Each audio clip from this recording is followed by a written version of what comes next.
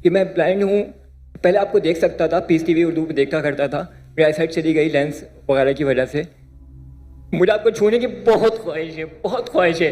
उम्मीद करता हूँ कि आप मेरा दिल नहीं तोड़ेंगे और एक बार मुझसे सिर्फ मिल लेंगे। सिर्फ 10 दिल ना तोड़िएगा। शुक्रिया।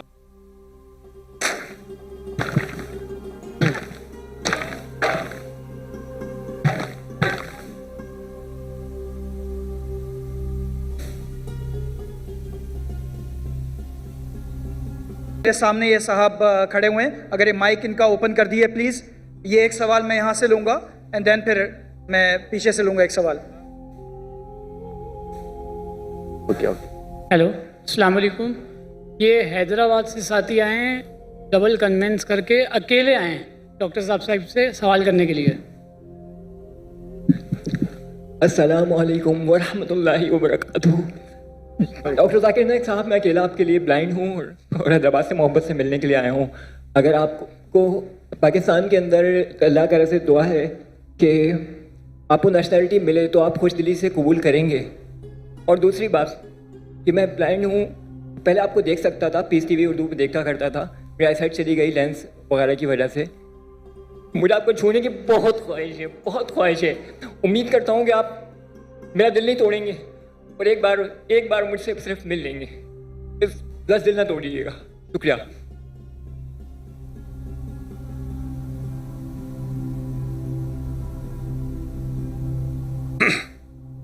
भाई साहब ने कहा कि वो पीस टीवी देखते थे कि जब उनकी रोशनी थी, अभी रोशनी उनकी चली गई और वो मुझसे मोहब्बत करते। मैं भी आपसे मोहब्बत करता हूँ। उसका सवाल था भाई साहब का कि अगर आपको पाकिस्तान की नेशनलिटी मिलेगी तो क्या मैं लूँगा।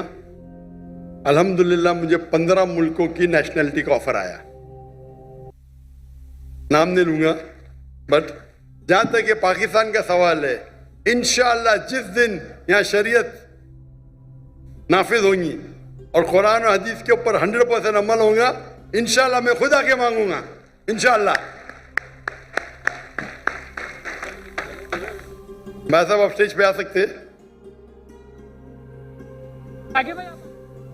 जी, ये इनको स्टेज की तरफ लेकर आइए प्लीज़।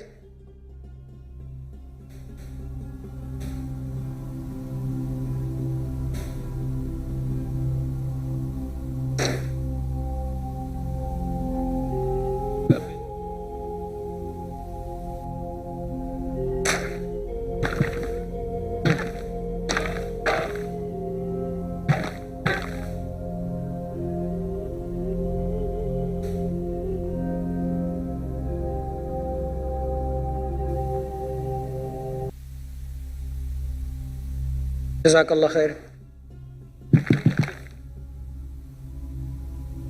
यस, ये सीधे हाथ की तरफ मेरे, अगर कोई गैर मुस्लिम भाई हैं तो वो, अगर नहीं है तो जो भी हैं यहाँ मौजूद ये सवाल पूछ सकते हैं। Bismillahirrahmanirrahim. Sir, my name is Mohammedur Rashid bin Mufti Tayyib Muawiya. I belong to Shurabad, Multan. So, sir, I am currently a student of Islamic Studies and currently I joined your Dawah training program. So, sir, we are currently working against the atheism. तो एक atheist ने मेरे से सवाल पूछा जिसका मैंने जवाब दिया, but I am not satisfied कि रसूलुल्लाह सल्लल्लाहु अलैहि वसल्लम जब मदीना में आए तो वहाँ पर ज्यूइश कम्युनिटी कई सौ सालों से रह रही थी।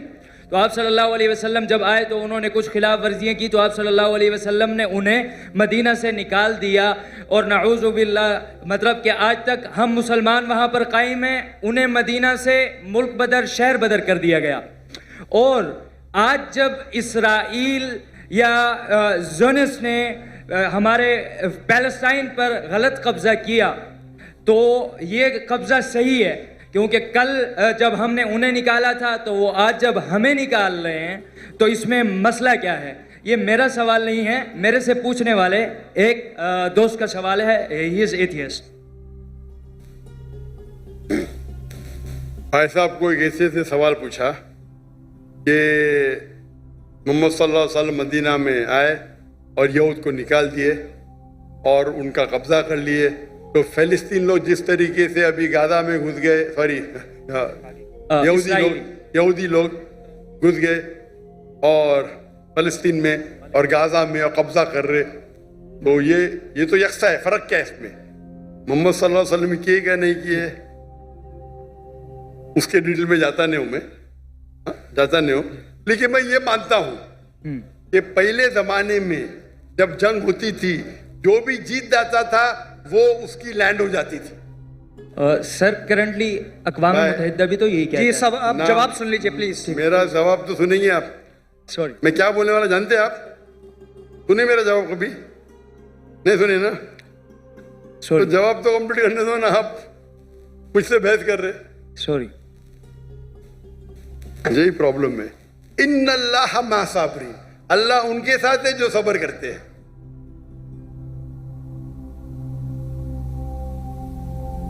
आप अगर देखेंगे 100 years बैक, 100 साल बाद, 200 साल पहले, 300 साल पहले, सब जगह ये कॉमन रूल था, कॉमन लॉ था। अगर एक देश हमला करता है और जीत जाता है तो उसका होता है। दुनिया भर में ऐसा है, दुनिया भर में, दुनिया भर में, हिंदुस्तान में हो या अमेरिका में हो या इन सब जगह।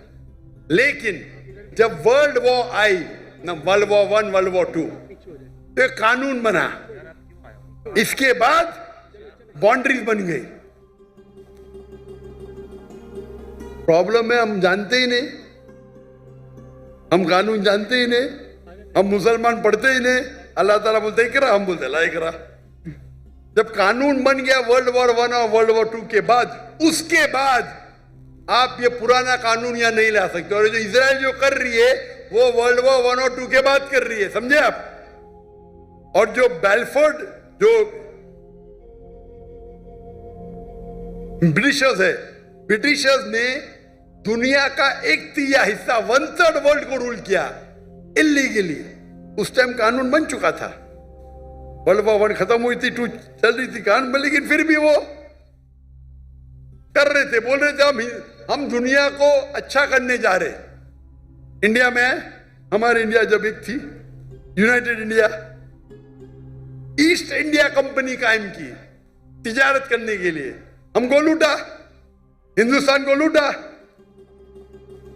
हमारे लोग को हमारे खिलाफ।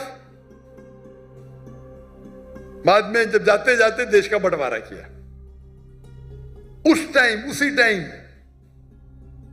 आप देखेंगे पैलेस्टाइन, जो यहूद तो बहुत कम थे, बहुत कम, बहुत कम थे, और उनकी लैंड भी कुछ नहीं, few % की थी। देखेंगे तो मैम, वो जाते जाते उन्हें यहूद को दे दिए। अरे उनके था ही नहीं तो कैसा दे सकते?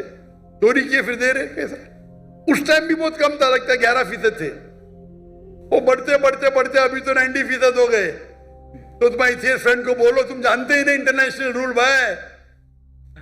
पहले पासपोर्ट भी नहीं था, अभी पासपोर्ट है। पहले वीजा नहीं था, अभी वीजा है। चेंज हो गई दुनिया। वो दुनिया के कानून को जानते नहीं। अभी जो इजराइल कर रही है, अभी कानून है। अब जब जंग भी करेंगे तो सिविलियन को नहीं मार सकते, औरत को नहीं मार सकते, मारते हैं इन लोग। तुम्हारे इथियोपियन फ्रेंड को पता ही नहीं, ना खुदा का पता ना कानून का पता है। अफसोस की बात है, आपको भी नहीं पता है। सर जब अब ये साबित हो गया, सुनो, आपने सवाल पूछा, मेरा जवाब भी नहीं कंप्लीट हो, आप बीच में बोल रहे। आपका सवाल खत्म, बाकी लोगों को पूछने दो ना। रूल क्या है? एक सवाल। Sir very sorry. अल्लाह का शुक्र अदा करो, आपने जवाब दे दिया। बाकी लोग का जवाब नहीं दूंगा। Sorry sir. नहीं, आप बोलते तो बाकी लोग। नो सॉरी सर, जज़ाकुमुल्लाह। माशाअल्लाह, अल्हम्दुलिल्लाह। जी हम लास्ट 2 राउंड्स हम करने